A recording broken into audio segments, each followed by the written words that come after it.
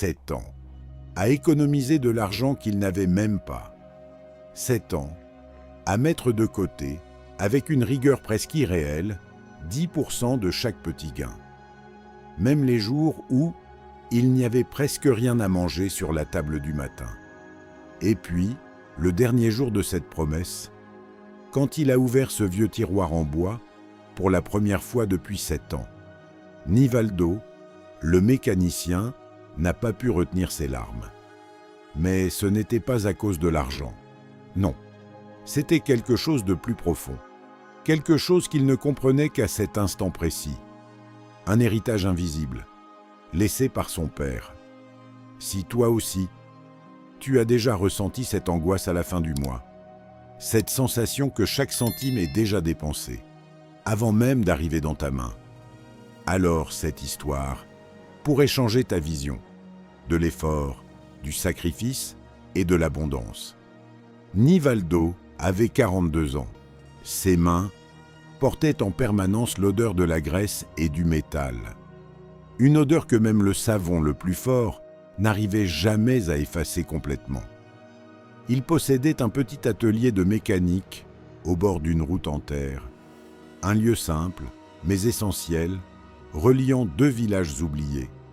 Le sol était fissuré, les outils accrochés au mur racontaient toute une vie de travail, et un vieux ventilateur tournait lentement, sans vraiment rafraîchir l'air. Ce n'était pas un endroit prestigieux, mais c'était un lieu honnête, un refuge. Les chauffeurs s'y arrêtaient, pas seulement pour réparer, mais aussi pour partager un café noir, filtré à l'ancienne. Et c'est ici, dans ce décor de poussière et de ferraille, que Nivaldo avait instauré un rituel que personne ne comprenait. Chaque 25 du mois, sans exception, qu'il pleuve ou que le soleil brûle la terre, il arrêtait tout. Il se lavait les mains, lentement, avec précision, comme s'il se préparait à quelque chose de sacré. Puis, il mettait de côté exactement 10% de ce qu'il avait gagné. Il comptait les billets, un par un, sous la lumière tremblante d'une ampoule nue, et les glissait dans une enveloppe brune, cachée, dans un tiroir, dont lui seul avait la clé.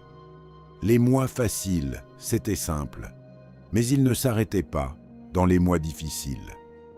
Même quand sa fille Ruth avait besoin de médicaments, même quand leur vieux réfrigérateur tombait en panne, même quand sa femme Neuza le regardait en silence, sans comprendre. Dans le village, les gens parlaient. Certains disaient qu'il était fou, d'autres qu'il cachait un secret. Valdemar, le commerçant, se moquait ouvertement de lui. Un homme responsable ne met pas de l'argent de côté quand sa famille manque de tout. Mais Nivaldo ne répondait jamais. Il continuait, en silence.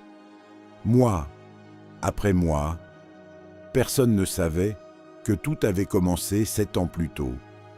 Un dimanche matin, en triant les affaires de son père décédé, il était tombé sur une vieille Bible et à l'intérieur, un message.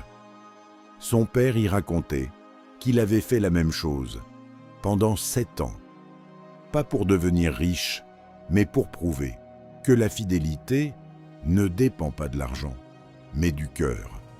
Et le mot se terminait ainsi: « Mon fils, le secret n'est pas dans ce que tu accumules, mais dans ta capacité à rester fidèle, même quand personne ne regarde. » Ce jour-là, Nivaldo a fait une promesse. Les années passaient, et son rituel ne changeait jamais. Même quand sa camionnette tombait en ruine, même quand ses bottes se déchiraient, même quand il devait marcher sous le soleil pour aller chercher des pièces, il ne touchait pas à cet argent.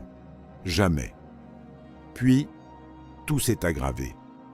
Une sécheresse terrible a frappé la région. Plus de travail, plus d'argent. Sa femme est tombée malade. Sa fille avait besoin de lunettes. Sa camionnette est tombée définitivement en panne. Et une nuit, il s'est retrouvé face au tiroir. À l'intérieur, 6 ans de sacrifice. Des enveloppes, pleines. Il pouvait tout résoudre. Tout. Sa main tremblait, la clé était là, juste devant lui. C'était le moment décisif. Mais il s'est souvenu des mots de son père.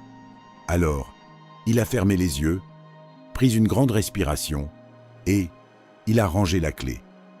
À la place, il est allé demander un prêt, acceptant l'humiliation, les moqueries, les regards, mais il n'a pas touché à cette promesse. Puis, le jour est arrivé, le 25 avril. Avant même le lever du soleil, il était déjà dans son atelier, silencieux, calme. Il a ouvert le tiroir, pour la dernière fois. 84 enveloppes, 7 ans de discipline, 7 ans de renoncement. Il les a ouvertes, une par une, et là, il a compris. Ce n'était pas une grande fortune, non, mais c'était la preuve qu'il était devenu l'homme que son père espérait. Les larmes ont coulé, pas de tristesse, mais de victoire, et à cet instant, il a pris une décision inattendue. Il a appris que Valdemar, celui qui s'était moqué de lui, allait tout perdre. Son commerce, sa vie, sans hésiter, Nivaldo a pris tout l'argent, tout, 7 ans d'économie, et il lui a donné, parce qu'il avait enfin compris que ce n'était pas fait pour lui, mais pour être une réponse dans la vie de quelqu'un d'autre.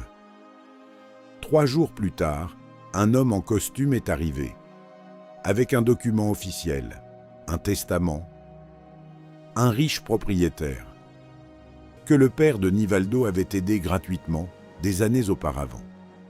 Lui avait laissé 3 hectares de terre et une maison solide. Nivaldo s'est effondré, submergé. Il avait compris. Ce n'était pas l'argent qui avait changé sa vie. C'était sa fidélité.